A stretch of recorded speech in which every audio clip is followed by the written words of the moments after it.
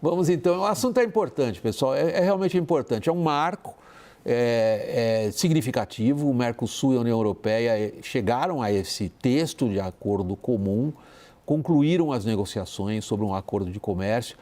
Confira na reportagem de Luciana Tadeu, ela está lá em Montevidéu. A confirmação foi feita pelo chanceler do Uruguai, Omar Paganini, após reunião com o negociador-chefe dos europeus. Paganini creditou o avanço nas conversas ao governo brasileiro e disse que a mudança de governo na Argentina também facilitou o progresso. A expectativa é que o acordo seja assinado nesta sexta-feira, durante a cúpula do Mercosul. Estarão presentes os chefes de Estado do bloco sul-americano e a presidente da Comissão Europeia, Ursula von der Leyen. A chegada de von der Leyen já era tratada como um indício da conclusão das negociações. A líder da Comissão Europeia disse que o pacto é a maior parceria de comércio e investimento que o mundo já viu. Tanto a presença de Ursula como a finalização das negociações geraram reações negativas de alguns países do velho continente. O governo da França reiterou sua oposição ao acordo. O presidente Emmanuel Macron afirmou que os termos atuais do documento são inaceitáveis, ressaltando que, em sua visão, a conclusão das negociações representa uma ameaça ao agro no país.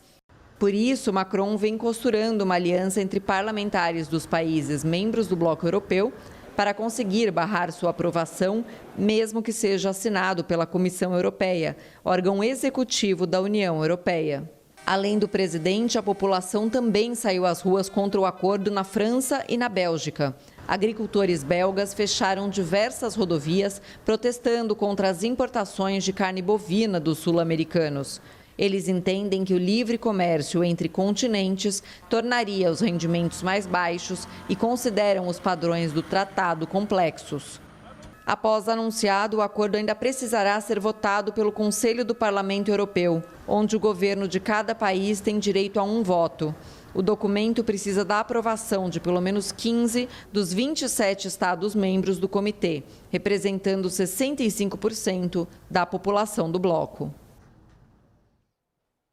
Marcos Young, você tem se dedicado, particularmente nesse ano, a falar várias plateias, você tem participado do debate público com um eixo muito claro de atuação.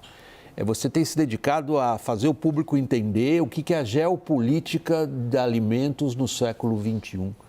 E ali você fala de desgovernança global, você fala de guerras e conflitos, mudanças climáticas, doenças globais, inflação e insegurança alimentar, neoprotecionismo. Como é que se encaixa esse acordo União Europeia e Mercosul nesse nada admirável mundo novo? Bom, William, boa noite a todos, mais uma vez. Bom, olha, eu acho que é surpreendente que a gente consiga concluir essa negociação. Essa negociação também já foi quase concluída, acho que uma dezena de vezes, né? Eu participei do começo dessa história, quando nós tínhamos 3 negociações acontecendo, a rodada de Doha da Organização Mundial de Comércio, a Área de Livre Comércio das Américas, a ALCA, e o Mercosul. O primeiro governo Lula ajudou a matar essas 3 negociações, porque ele tinha oposição à ALCA e depois teve um monte de problemas lá na OMC, e a OMC hoje está inoperante, ela praticamente não faz nada. Agora, de repente, esse acordo ressurge 25 anos depois, com chance de ter uma negociação concluída amanhã. Isso não quer dizer que ele vai ser aprovado, né? Porque isso ainda tem que passar por uma maioria qualificada do Conselho da Europa, que são os representantes dos 27 países, né? E tem que ter países que representem mais do que 65% da população europeia aprovando. E é isso que a França quer tentar bloquear, ela quer fazer, ela quer ter aliados aí, ela está atrás da Polônia, da Holanda, da Hungria, para tentar não ter quórum para aprovação no Conselho. E também tem que passar pelo parlamento dos países membros. Então, ainda há um certo caminho antes que a gente possa comemorar. Mas a verdade é que a Europa hoje está mais isolada, né? A Europa hoje enfrenta uma guerra na Ucrânia, né, que não tinha alguns anos atrás. Existe hoje o fortalecimento das economias asiáticas, dos países emergentes, e tem essa eleição lá do Trump 2, né, a segunda vez, com muito mais força. Então, eu acho que é isso que puxa a Europa para perto do Mercosul, porque nós temos raízes históricas lá com os europeus e eles tentam fazer esse acordo que é inovador, porque a gente está falando basicamente do primeiro acordo que une dois grandes acordos regionais, né? É algo novo e é algo realmente surpreendente se isso sair, mas ainda tem alguma quilometragem para chegar lá. Daniel, boa parte das suas participações hoje, ao longo do noticiário da CNN Brasil, está baseado no seu estudo, em cima de estudos, de vantagens específicas para um lado e para o outro. Você consegue resumir para nós exatamente quais são as vantagens que o Brasil, diretamente, terá caso, como diz o Marcos Bianchi, esse acordo negociado e anunciado se torne realidade? O Brasil ganha muito, William, no agronegócio com cotas, o Mercosul, mas aí, obviamente, o Brasil ganha mais como o principal membro do Mercosul. Com cotas para tarifas reduzidas em milho, etanol, açúcar, carne bovina, carne de frango, carne suína, ou seja, o agronegócio não é nada capaz de sacudir tanto com o agro europeu, porque acima dessas cotas, que são relativamente limitadas, aí existe aplicação de tarifa. Então, o medo dos agricultores europeus, de certa forma, soa desproporcional também. O Brasil e o Mercosul ganham alguma coisa em termos de atração de investimentos, regras mais sólidas, abertura do mercado de serviços, se integra um pouco mais às cadeias globais de produção, porque o isolacionismo ao qual nós nos acostumamos nos últimos 30 anos de Mercosul também não faz bem para a indústria que sobreviveu a essa concorrência mais forte com os fornecedores globais. Mas acho que o Mercosul ganha principalmente com um renascimento e uma reativação interna. Em 30 anos de Mercosul, desde a assinatura do Protocolo de Ouro Preto em 1994, o Mercosul não entregou nada de absolutamente relevante, nem a sua própria união aduaneira. 40% dos produtos que deveriam ter uma tarifa comum no Mercosul não tem uma tarifa comum. É uma união aduaneira totalmente esburacada. Então, o Mercosul consegue, com isso, entregar alguma coisa de relevante. Não conseguiu uma integração das pessoas, não conseguiu um grande projeto de integração física de infraestrutura, agora consegue entregar um mega acordo comercial. Ao longo dos últimos anos, a gente viu governos em vários países, Jair Bolsonaro aqui no Brasil, até Javier Milei na sua campanha na Argentina, alguns governos do Uruguai, questionando muito para que serve o Mercosul. No mínimo, querendo mais flexibilidade para negociar, no máximo, querendo sair do Mercosul. Agora, é uma resposta principalmente para o dinamismo do próprio Mercosul. E que sentido isso faz do ponto de vista econômico, Thaís? Faz todo sentido, até pelo momento atual, William. O Brasil sozinho não conseguiu, mesmo com a competitividade que tem em vários setores, ele ganhou o mercado, ele é importante no setor de commodities, mas junto do Mercosul e mesmo sozinho, o Brasil não conseguiu avançar na pauta da abertura econômica. Então, ele, dentro do arcabouço do acordo com a União Europeia, ele embarca numa nova era, vamos dizer assim, de relação e de comércio internacional, que ele não conseguiu experimentar, pelo menos não com essa fórmula de acordo com outros países e de grandes blocos, que ele não conseguiu experimentar nos últimos 30 anos, né? Nem nos últimos 20 anos, quando o agronegócio brasileiro ganhou a competitividade que ganhou. Um sinal importante disso é que a indústria brasileira, o agro não, mas a indústria brasileira, que sempre foi sempre teve uma visão muito protecionista, hoje já entendeu o que é melhor para ela, até pela configuração e a diferença, o perfil das economias entre nós e a Europa. O Brasil exporta grão e compra tecnologia, né? Exporta óleo e compra inovação. E essa troca, ela tende ao longo do tempo, com uma tarifa de importação menor, com uma relação mais direta, ela tende, como sempre fez o comércio internacional e a abertura comercial, ela tende em algum momento reverter as lacunas e os buracos que o Brasil tem para a sua competitividade. Como é que foi a formação dessa decisão política dentro do governo brasileiro, Caio? William, bom, tem esse contexto mundial que acabou impulsionando tanto a União Europeia quanto o Mercosul e o Brasil, né? Uma imprevisibilidade do que vai ser o governo Trump. as guerras também, né, paralisadas, então de alguma maneira, o mundo acabou impulsionando, né? Quando a gente conversava no começo do ano sobre a situação desse acordo, havia muito pessimismo, né? O acordo tinha sido travado e depois ele começou a ressurgir, né? Aos poucos, dos dois lados, voltou a ter um interesse recíproco em que avançasse, sendo consolidado amanhã. A gente pode sim dizer, pelo menos é o que eu ouço da diplomacia brasileira, de que foi o contexto político internacional recentíssimo até, coroado com a eleição do Trump, que acabou dando um impulso final para ele ser celebrado e anunciado provavelmente amanhã às 10 horas. Marcos, um dos focos da sua atuação profissional é exatamente a capacidade de competição do agronegócio brasileiro.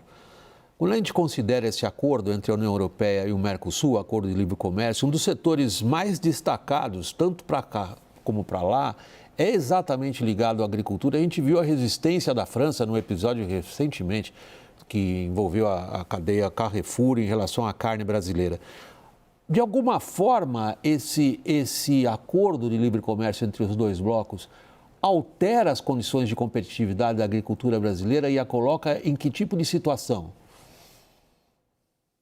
Bom, realmente a agricultura sempre foi o tema que atrasou essa negociação por conta da pressão dos franceses e de outros países europeus aí, defendidos pela famosa política agrícola comum, que, vamos lembrar, foi a primeira política comum que a União Europeia criou em 1962, né? Uma política que realmente subsidia muito os agricultores.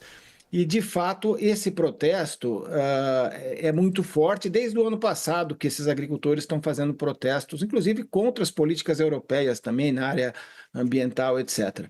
Quando a gente olha o que está em jogo, não é quase nada de acesso. Como já foi dito anteriormente aqui, são basicamente cotas, né? São, na verdade, 100 mil toneladas de cota de carne bovina, 180 mil de carne de aves, 180 mil de açúcar, um pouco de arroz, um pouco de milho, são cotas minúsculas. Para você ter uma ideia, a carne bovina que tem sido dita pelos franceses, que se o Mercosul pode destruir a agricultura europeia, nós estamos falando de 2% do consumo europeu hoje.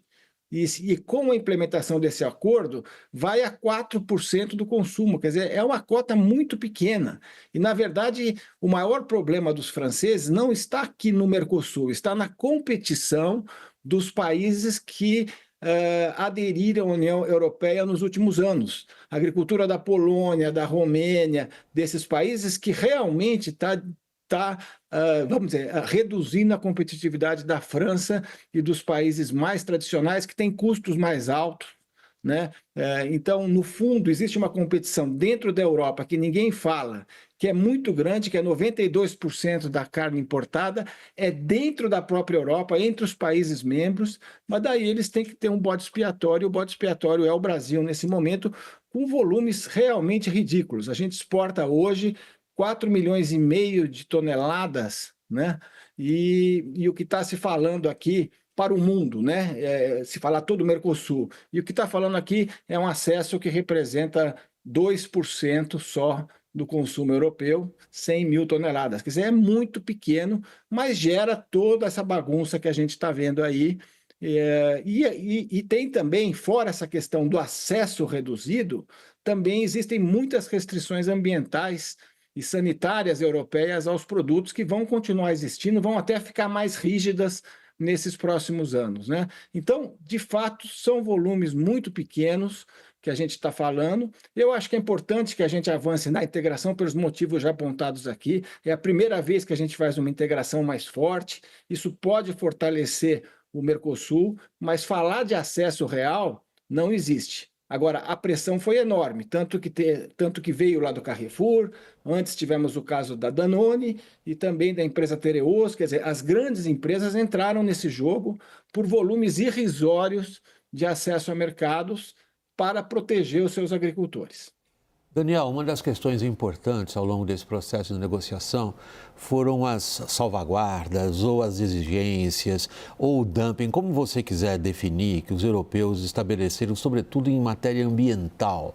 Como é que esses obstáculos foram eliminados, superados ou contornados?